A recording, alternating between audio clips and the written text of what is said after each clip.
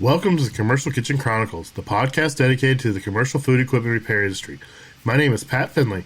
I am a lead master certified technician at General Parts Group and a certified FESCO trainer. My goal is to shine a light on what I believe to be one of the most interesting and rewarding industries a field service technician can work in. I love the work I do, and I'm glad you're here listening to this podcast. In this episode, I talk with Jermiah Saylor-Hoover from FESCO, Nashville, Tennessee. What's going on, everybody?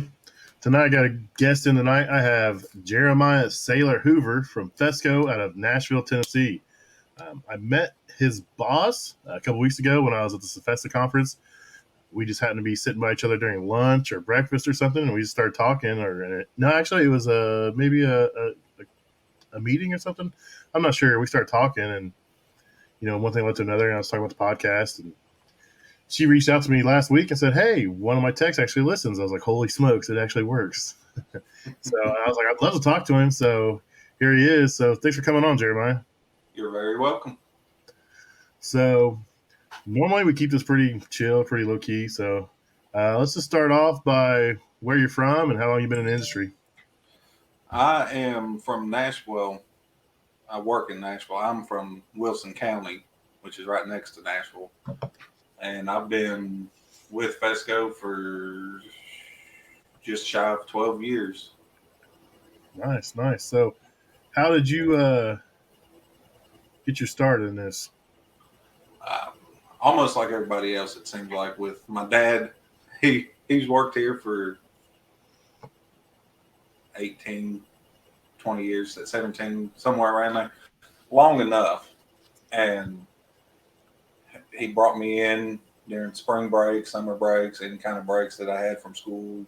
If there was an install or second man was needed, I'd come in and help for a day, two, half a day, whatever it took to get the job done.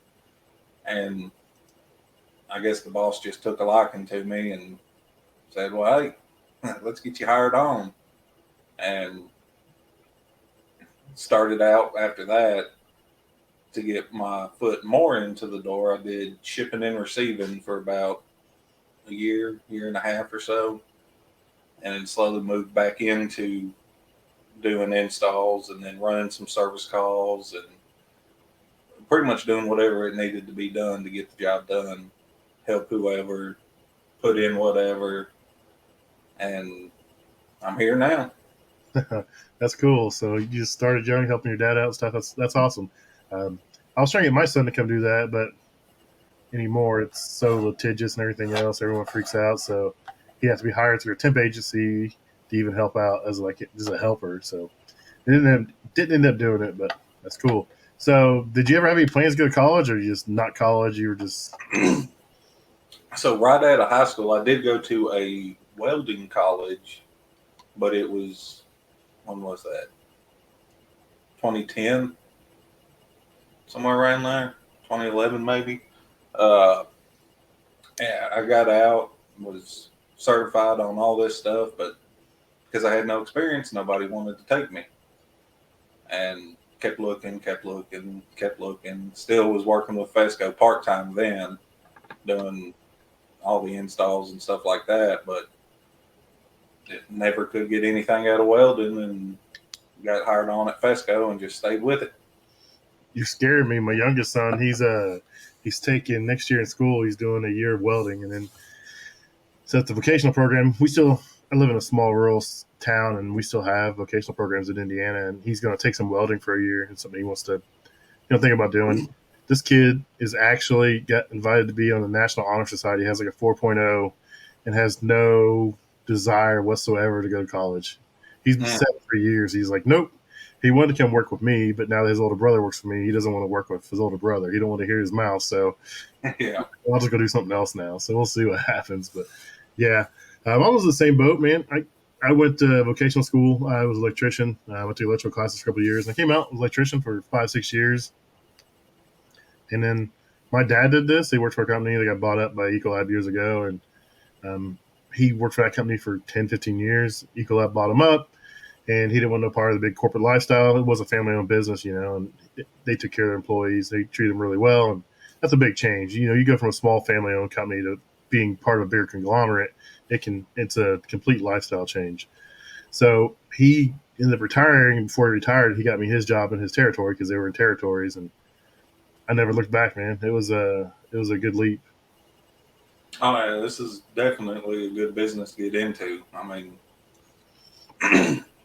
people's always got to eat, and if people always got to eat, there's always going to be something broken. Yeah, it seems like they're putting up more restaurants than we can keep up with now. I mean, I was talking to my boss today, and he said we need like 3, 4 more guys. He said we're turning work away. If you haven't been done working with us in the last 6 months, sorry about you. Is what we're telling everybody. We're Yeah. that busy, and we're down tax too. So we'll Oh see. yeah.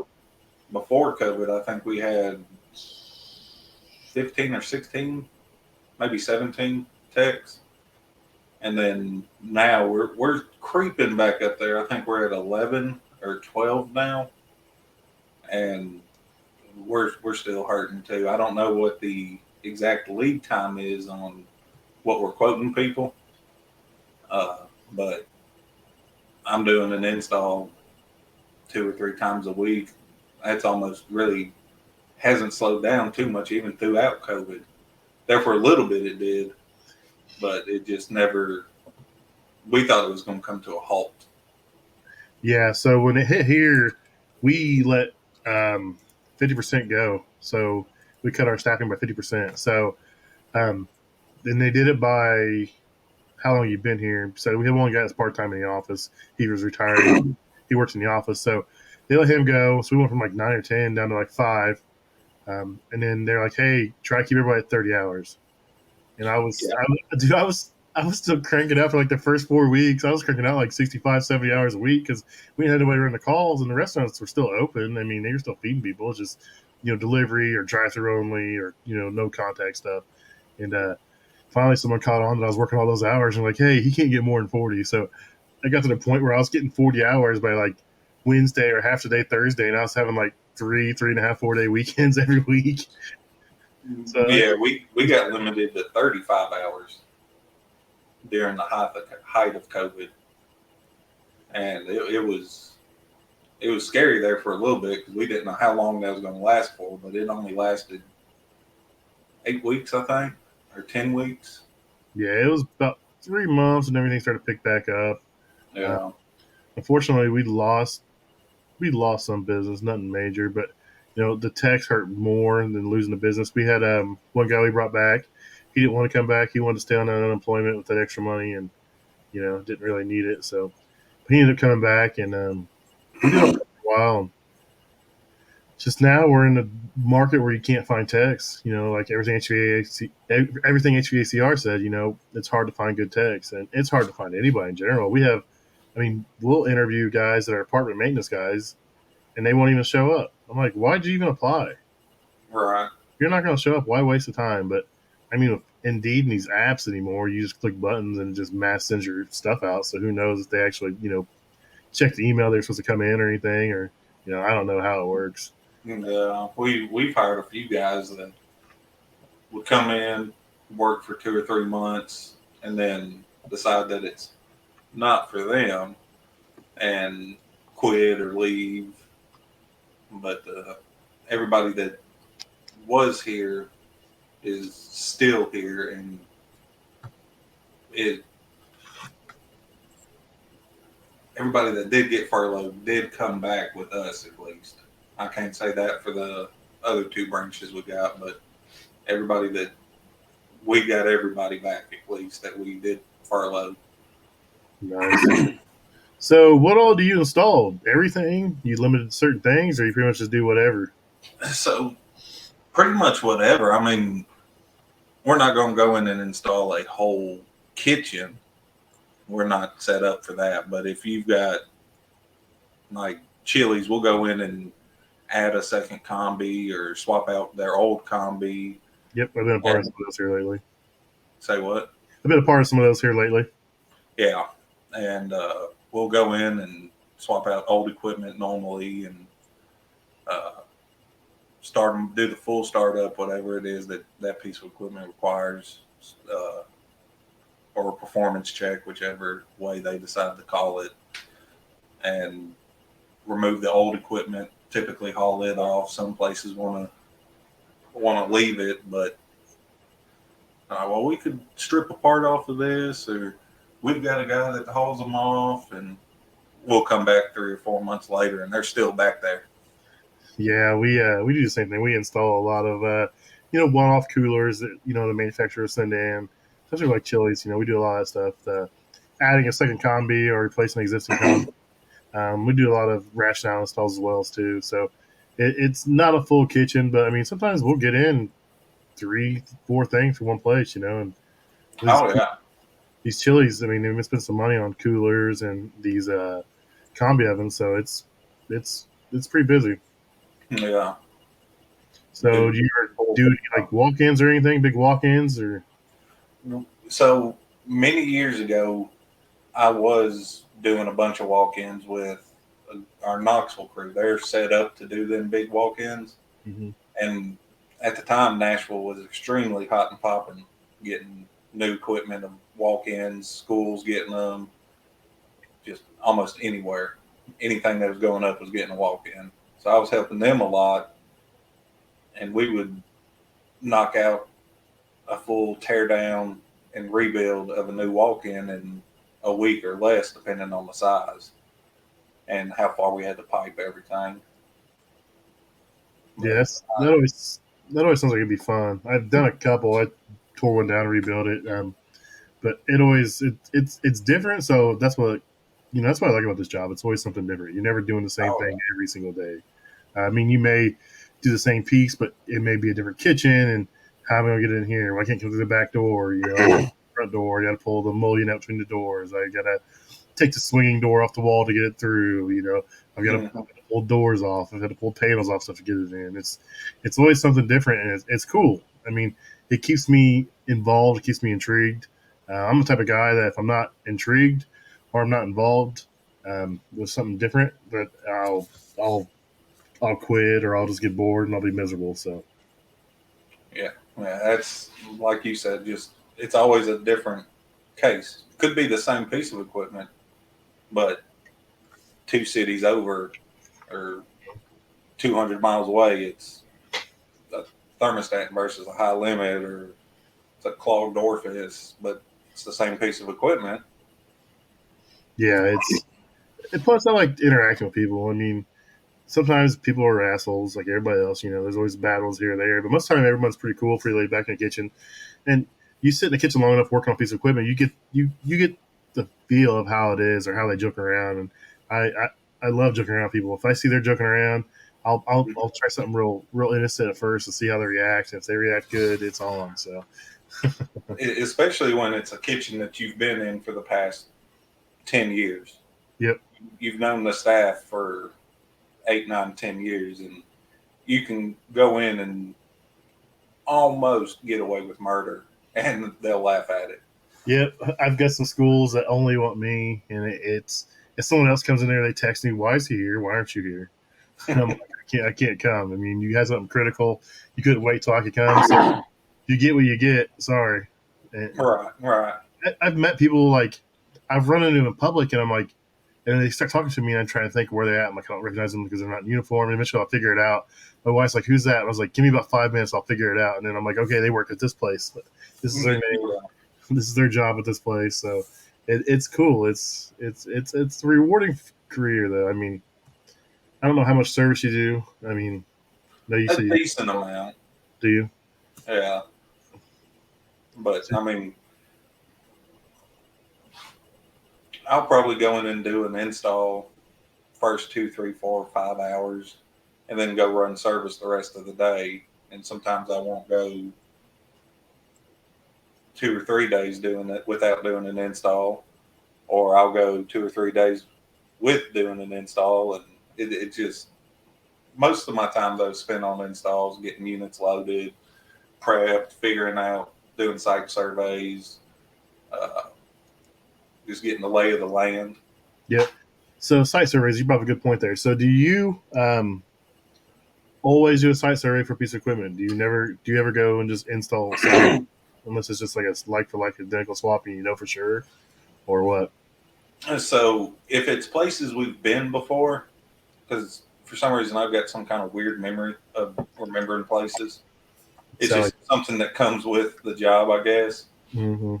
But it, like, say, Buffalo Wild Wings or Chili's.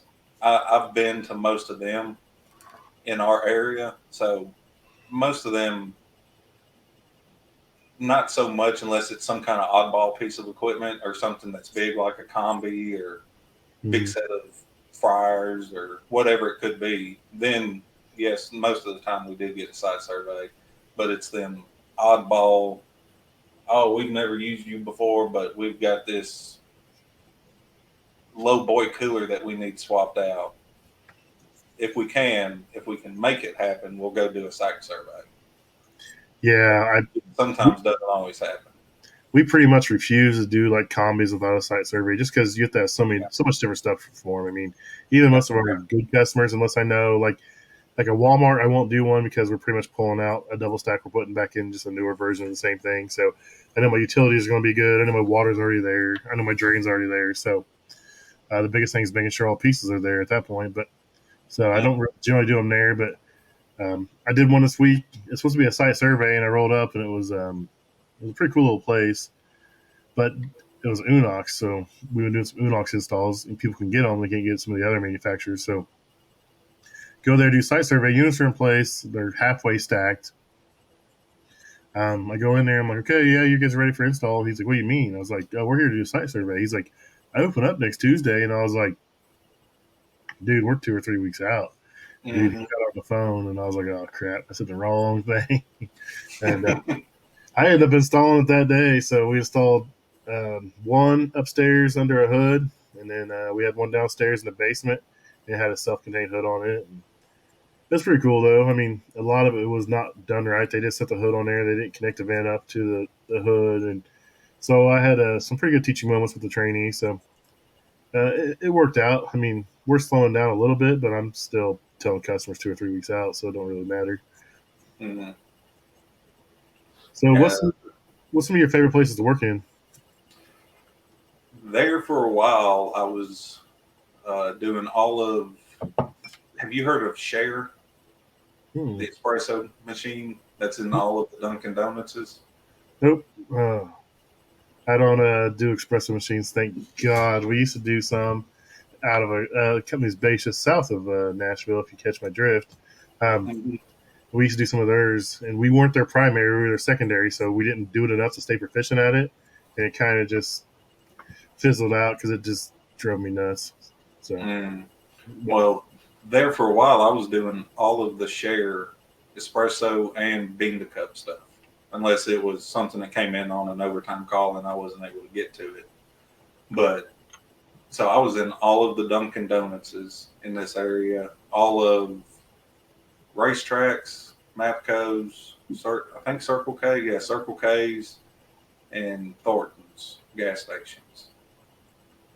So that kept me really busy. And then we finally got us a new hire, and I was able to just spend 3 4 months training him just on that. And he's pretty much taken that over from me, so it clears me up to do other stuff. Um, but I like the Dunkins just because there's no fryers, there's no grease normally, but people are for the most part pretty nice. You get free donuts most of the time too. yeah, that's what I always tell everybody. They're like, man, like you always get free food everywhere. I'm like, yeah. When I started this job, I was like 225. Last year, I was like 440. I got down to 340 this year, and now I'm back to like 365 right now. I was like, I gotta fucking start being good and start. It, I it's a mean, it's my own dangerous fault. time. I mean, you can say no, but I mean, everywhere you go, you fix something and you're their hero, dude. It's amazing. I've had a million fast food places to the 5-star restaurants to places that people can't are waitlist to get into. It's crazy the amount of food people give you. Oh, yeah, and then there's some places you just don't want to accept food from. Yeah. My trainee, first couple of weeks, he was he was shocked. I was like, "Oh, you haven't seen nothing yet, dude." I was like, "That's decent. That's not bad." I was like, "Just wait." Yeah, our our branch manager is, once things get a little more settled, she's wanting to do a ride along with a few guys here and there and just get a feel for what the field's like. Mm-hmm. And she always hates when we come in and tell her about this place or don't eat here, don't eat there. And she'll be in for an awakening. Well, I tell everybody, if you can see the kitchen, generally it's good. Yeah. I mean, like I've been in places that are $100 a person to eat, and I'm like, how are you guys charging this amount when your kitchen looks like this? I mean, I went to one place, they were getting a new kitchen, they were getting a whole new restaurant. They're like, hey, we want you to come in and evaluate this equipment so we can see what to take over to the new restaurant and what to get rid of. I walked in the back door and looked around. I said, who's the manager? And they said, I am. And I said, I'm here to evaluate your equipment, but I'm telling you right now, throw all this shit away and start over. All right. I just left. I was like, it's not worth saving. I was like, you're going to drag bugs over to a brand new building. I mean, this shit's beat up. Don't talk about my favorite places. Stuff gets beat up. The doors are held closed by rags and tied to aprons and stuff. It's just like, throw it away, start over. You're building a brand new got a 2-inch gap around the doors of the walk-ins. Bungee cords holding combi doors closed. I'm like, what? Spend a couple $100 and get a new latch. Come on. Yeah. I went to a place that they wanted me to try to get an oven up and running that's been sitting since before COVID. And they were like, yeah, we just need to get it up and running. I know it's full of bugs, but once you get it up and running, the heat of the oven will kill all the bugs. No, they love it. I was like, it doesn't work like that. They absolutely love the heat. That's why they're in the controls, because that's where all the heat is and the contact and stuff. Yeah. Yeah. I used to have a dish machine at a certain ethnic restaurant, and I have to go in there like every 3 months. Like, dish machine's not heating, and I get to the point where I just like, okay, I need contactors, and you open it up, and the contactors won't close because there's so many roaches jammed inside the contactor where the heat was that the plunger couldn't move no more. So it would pull in. You just hear the coils just trying, dude. And that plunger's just jammed because it's packed full of roaches. Go in there, change the contactor, and we're great for like 3 months. Then they call back again. Like, give me 2 contactors. I'll go out there and fix it.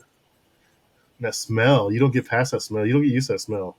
Oh, and then the slimy, just nastiness that gets on your fingers from touching all that too. Oh yeah, everyone makes fun of me because I wear the black nitrile gloves when I work on certain stuff. It's like, oh, you're a prima donna. I'm like, no, man. Like, it takes. I work on stuff where you have to pretty much scrub a layer of skin off to get that feeling off your hand. Like, people will see me. I'll be in a dish room and I'll find green scratch pads. I've used the actual metal scouring pads and like soap and degreaser and just literally just taking layers off my hands. Oh yeah, and it just the smell. You still couldn't get the smell out though. No, and that cooler smell. Like, if you're at to work on like a reach-in cooler or something and climb inside there, especially if it's like first thing in the morning, it's like it lives with you all day long. You can't get rid of it. You can't shake it. I don't know what it is about. Even regular walk-ins will do it to you too, though. Oh yeah, put your knee into the juices that's at the bottom. Yeah, you get the walk-in freezing. Oh, it just went down. I'm like, it's 40 degrees. This thing's been down for a week. You guys just don't even know it. I was like, you guys see that white stuff hanging off the back? Yeah, we noticed that 2 weeks ago. I'm like, yeah, you probably should have called 2 weeks ago. What's up, Gregory? We work at a plant that processes animal fat, not a worse smell. Yeah, I bet that's pretty rough, everything. I don't know if I've done 1 or 2 places that were butcher shops. I had a place that they hung cows. They only butchered for this one farmer, and it was like some crazy expensive steer. I don't know if it was Wagyu or what, but like, oh no, go walk through this cooler, get into the other cooler, and open up this big sliding door, and there's a half a hanging cow staring back at me. They still had an eyeball in. I was like, no, what the heck? I was like, I can't do this, man. I've got a story of a guy. We have a big meat processing plant down south of here. They were in there installing some new walk-ins, and they walked out of a door and was just shooting the shit, I guess. Well, one guy took one step too wrong and went knee deep into the gut trough.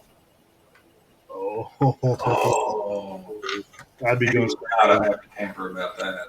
I'd be going straight home. He took off his clothes. He cut the pants off. That way he didn't have to drag any more down wherever he needed to go.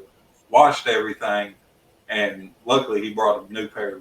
Kept a spare change of clothes with him, and was able to change his pants and get back to going. But his I've boots were ruined. Whitney's trying to eat dinner. Sorry, Whitney. I've driven home my underwear a couple times, and now I keep extra full uniform, and I keep like basketball shorts in there. So if worst case scenario, and I do have to drive home, I will throw my basketball shorts on, so I'm not driving home in the underwear again. But it's Be somewhat decent. yeah, there's some rough stuff out there, man. Oh yeah. Been sprayed with stuff in drains. We got some combis. We do work for a grocery store place, and they do not clean their combis like they're supposed to. They don't take care of them. They always get clogged. I actually ran a call there tonight.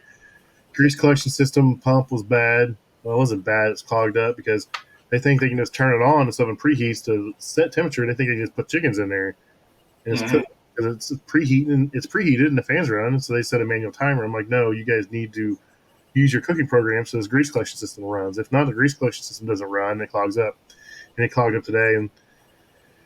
And the first thing you do is you try to use nitrogen to blow back through the tube, and sometimes you clear it. Sometimes you blow the tube off the bottom of the drain pan. It's nasty, but I opened up one where the drip pan on the door was clogged, and I couldn't unclog it. I was like, why ain't this going away? So I pulled the front drip pan off, and it was like 3 inches tall by like 4 inches deep, just solid coagulated chicken fat. It smelled horrendous. And my trainee was just sitting there, and I was doing it, and he was just sitting there, just like gagging behind me. And I was like, I wanted to start like chucking it and throwing it at him, scooping it up, throwing it at him. I mean, it smelled terrible. That was one of those ones where I got in the van, I was looking for stuff to spray, and luckily I found a can of like the bathroom air freshener stuff, like at the restaurants or schools. You know, they have a little mechanical one. Yeah. So I stole a can of one of those, and I just hosed the van down. I was gagging from the smell of the cleaner, my clothes, everything. It's just it is so bad, man. It's speaking like of spilling, go ahead. No, go ahead. You're fine. I was gonna say, speaking of spilling, you ever spilled chemicals on you, like combi cleaners? Yeah, that stuff's crazy because it doesn't do anything, and as soon as you get it wet, you're like, "Why am I burning?" Like, yeah. They're like out of nowhere, like you get your leg wet or something. You're like, "Why is this burn? It's just water," and then you're like, "Oh shit, it's a combi cleaner." Yeah, that red stuff's quite potent. Yeah, I used to be really bad about taking just straight degreaser, not even like mixing up water, like the pre-concentrate stuff, like at McDonald's, and like throwing it on my tools and like cleaning it, and like you could watch your skin like wrinkle up and like peel off. I was like, I better quit doing that, man. It's not good stuff. No, yeah, everything HVACR, boots ruined. Man, if I can get a pair of work boots to last a year in this business, it's doing something, man. It eats them up. Everything I try. Oh yeah, I use Kings. Yeah, that's what my last ones were, was Keens, and I tried Brunts.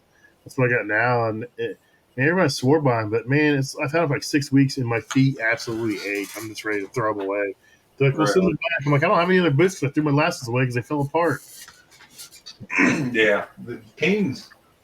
The only reason I really like them is because they've got the slip resistant bottoms, and then the full rubber tongue thing. So when you kneel down, you're not just rubbing your leather away.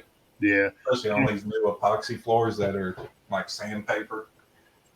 I'm a sit on my ass Indian, cross my legs Indian style type of guy. I don't get on my knees, man. I'm too fat for that. If I get on my knees, it's going to cause some damage. I'm getting to that point. It's crisscross. Yeah.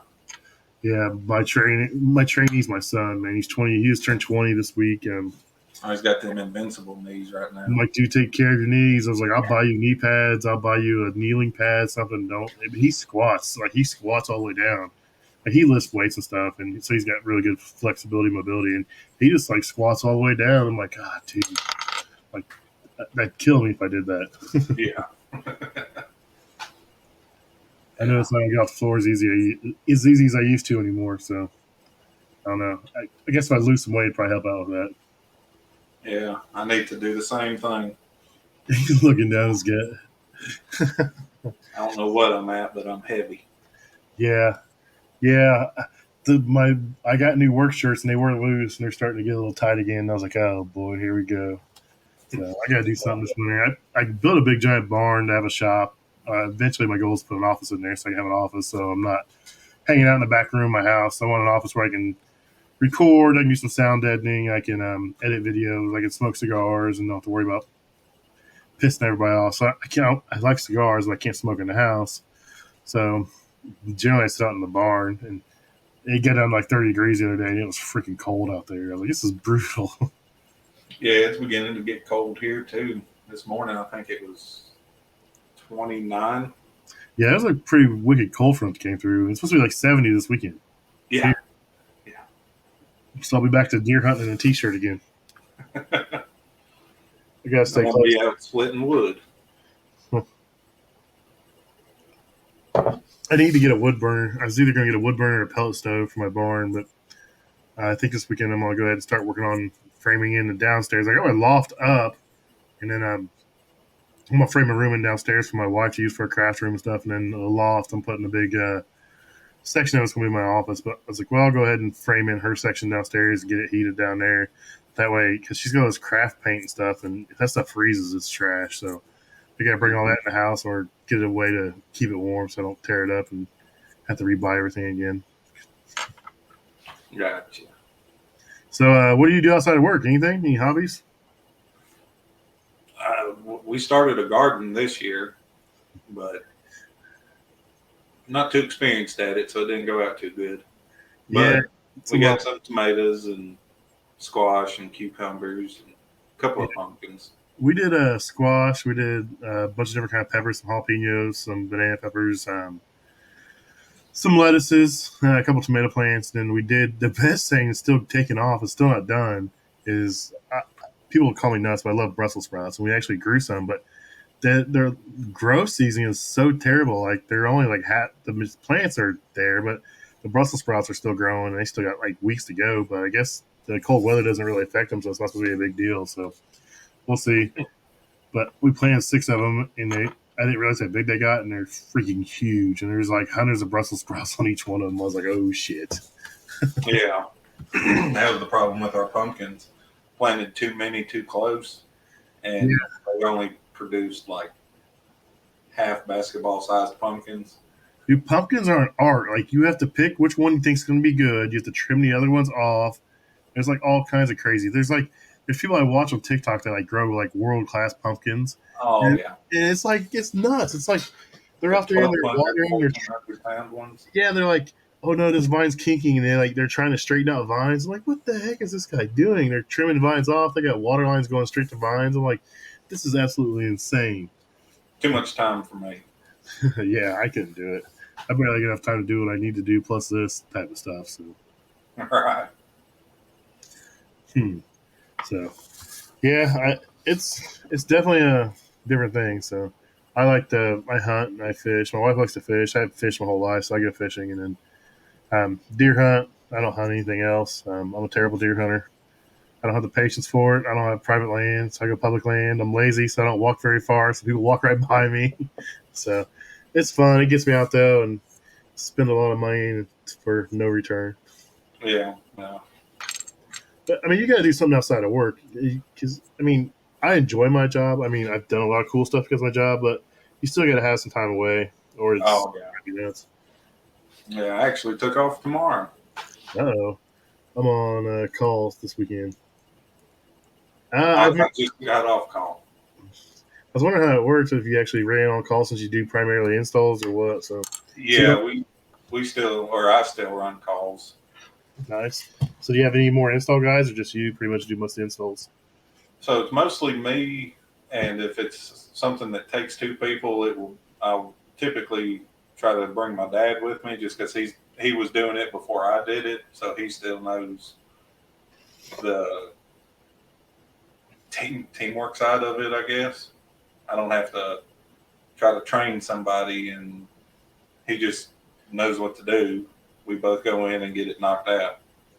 Yeah, that's my thing right now. Like when I'm with a trainee, generally I'm pretty good about it, but this trainee's my son, so I try to act like we do at home, like where I expect him to know what to do, and he doesn't know how to do it. And it's just like I want to yell at him. I'm like, I can't do this. We're at work. I can't yell at him. I can't yell at him. I can't yell at him. But the hardest part I found with training new guys is getting them to anticipate what you need next. yeah, we've done it so long though. We kind of just know, and that's the hard thing is trying to get them to do it. I mean, I could see where it could be hard. I remember the mistakes I made when I was younger, but I mean, I don't know about you, but like, have you guys had any younger guys start like mid to early 20s? Yeah, a couple. We had one. He was a good guy, great guy.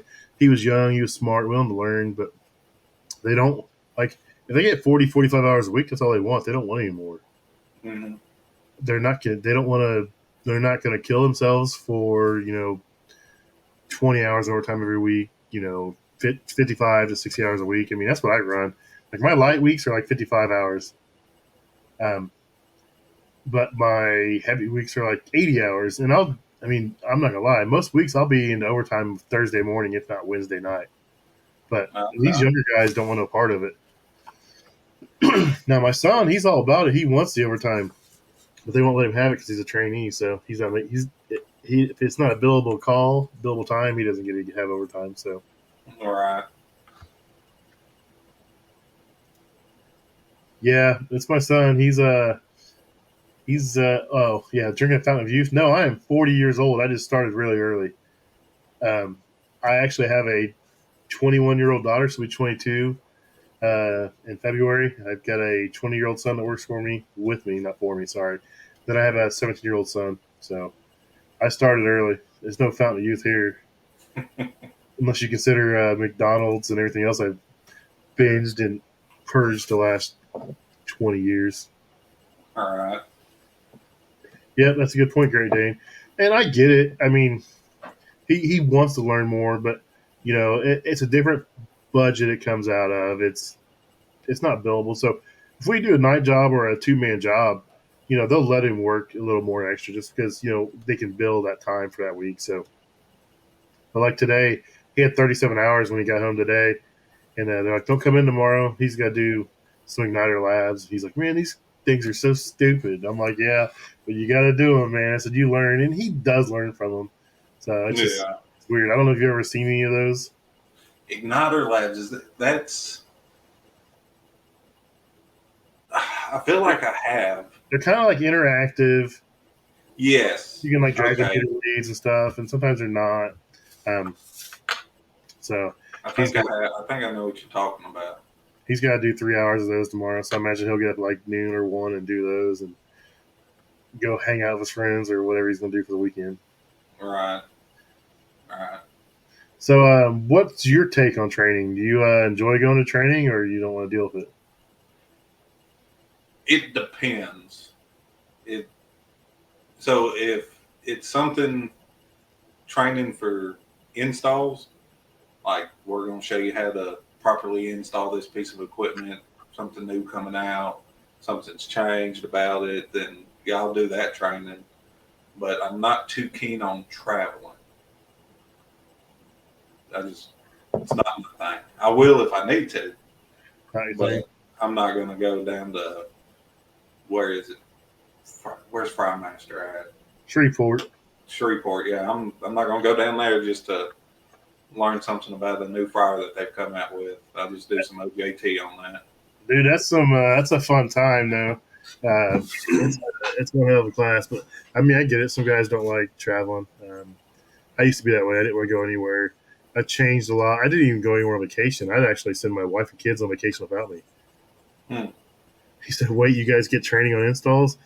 So FESCO has an install training program. I think it's like a 3 or 4 day class. I don't know anything about it, but I haven't had any training on installs. I just see the pictures that says, "Don't do this, and keep your finger out of that. Yeah. And so we just went through the the Bic and Bim installs that they put up for online stuff, and those were pretty decent. Even though I've installed them before I got the training. Yeah, I've done a little bit of what is it? Bic's the new one, right? Yes. Blending Cup. Yeah, I've done a little bit of that. The password kills me to get into them. I'm like, what the hell? It's like 000 or I thought it was A. is it? Oh yeah, it is A. Yeah, A and N. Yeah. Have you done any of the first blend stuff? No, I didn't mess around with it. I only do it on call. I refuse to do it. We got a guy that does them all, and I'm like, no, I'm not doing it unless emergency comes in. And I still don't want to do it. I still cry about it. Right. Right. Well, you pay for your own Igniter Labs, Gregory. That's pretty big investment in yourself. That's what I like to see. Yeah. I'm real big in training on my own. I'll learn stuff, and I'll seek out stuff, seek out people on YouTube or podcasts, and listen and learn. So that's cool, man. Yeah. So training is I don't know. That's kind of weird. I enjoy it most of the time. I actually trained for Fry Master Level 2. I trained Garland Clamshell, the new Pearls Level 2. I train refrigeration for FESCO, so I go to FESCO's headquarters twice a year, and I teach a basic refrigeration class. So I got that coming up in a couple weeks. I'll be down in Fort Mill, just south of Charlotte. I'll be down there for like 8 or 9 days. So I go down on Friday. I set up class. We transfer over, bring stuff over from the barn. They got a barn, so we'll move out the previous class. We'll bring in refrigeration stuff. And then Sunday, we'll discuss some things. I'll do a dry run. I'll make sure everything's set up. And then Monday, I start class. And then it's 5 days of slides and hands-on training. And at the end of day 5, we take a test. And we go over a test and kick everybody out, send them back home. There you go. It's different. I kind of got nominated for it. I enjoy it, but I don't have the time I need to devote to like some of the new material and stuff.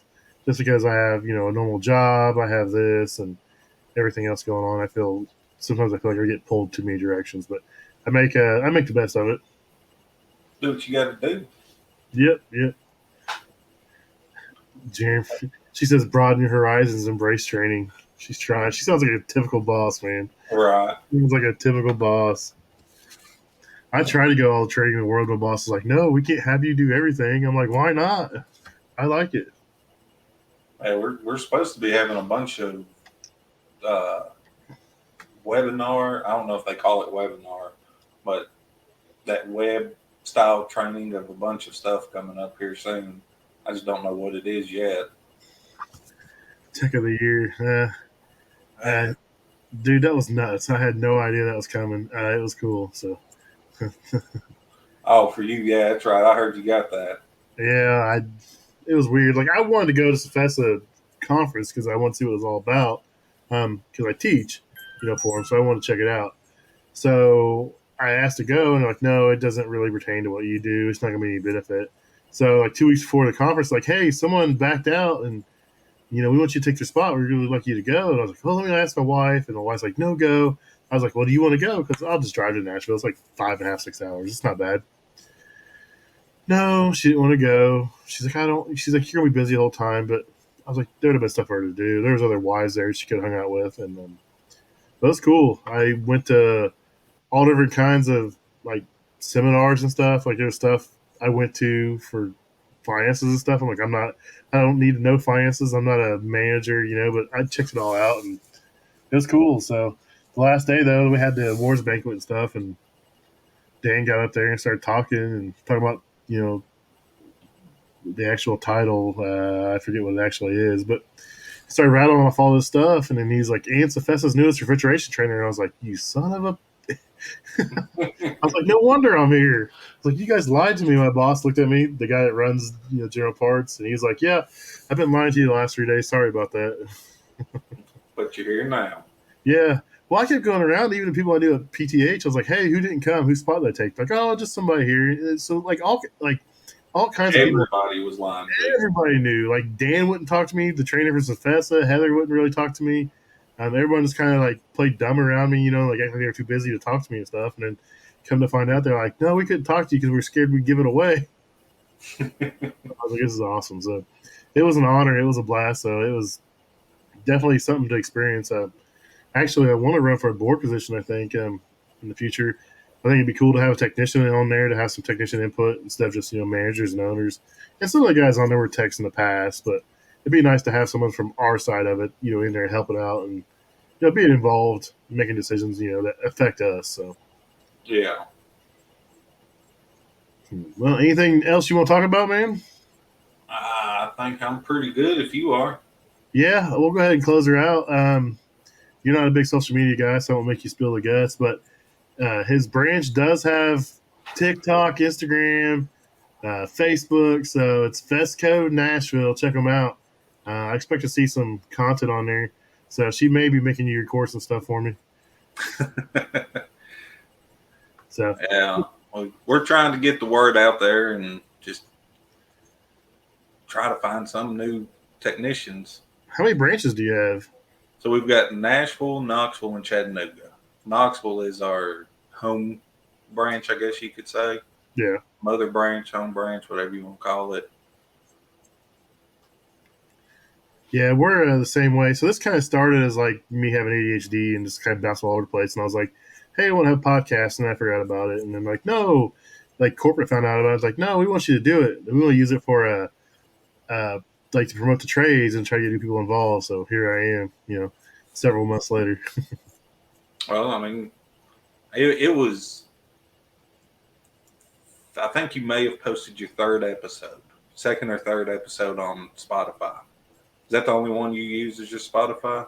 No, I'm on Spotify, Stitcher. I thought I was on Apple, but something happened, so it didn't go. So I need to get on there and get some more set up, but I'm on a few.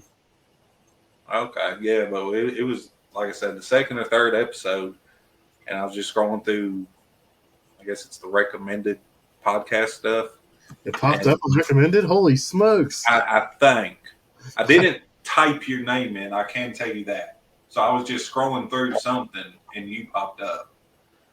Nice. And I was like, well, Commercial Kitchen Chronicles, that's what I do, so let's see what this is about. And listen to the first 2 or 3 episodes, because me and the guy that's taking over the share stuff I was telling you about was heading like 2 or 3 hours away somewhere to go do an install. And I was like, well, we got nothing but time.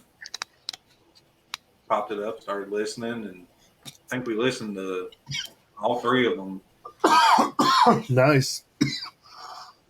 I'm killing myself here, choking on some water. That's cool, man. I appreciate you coming on. I appreciate taking some time. And like I said, when your manager reached out to me, dude, I lost it. Like, that made my day. She's like, my technician listens and knows who you are. And I was like, what? No way. I was like, people do listen. Because I don't have downloads, man. I'm not that kind of guy. I put it out there. What happens, happens. Right. I just do this to do this. I mean, it's cool. It's fun to do, but it's not going to – if it takes off, it takes off. If not, I'll just keep having people like you on here, and we'll talk about, dirty, greasy kitchens and burning ourselves and building walk-ins and everything else we do every day. Oh, yeah, laying your forearm on a nice hot piece of silphos always feels just lovely.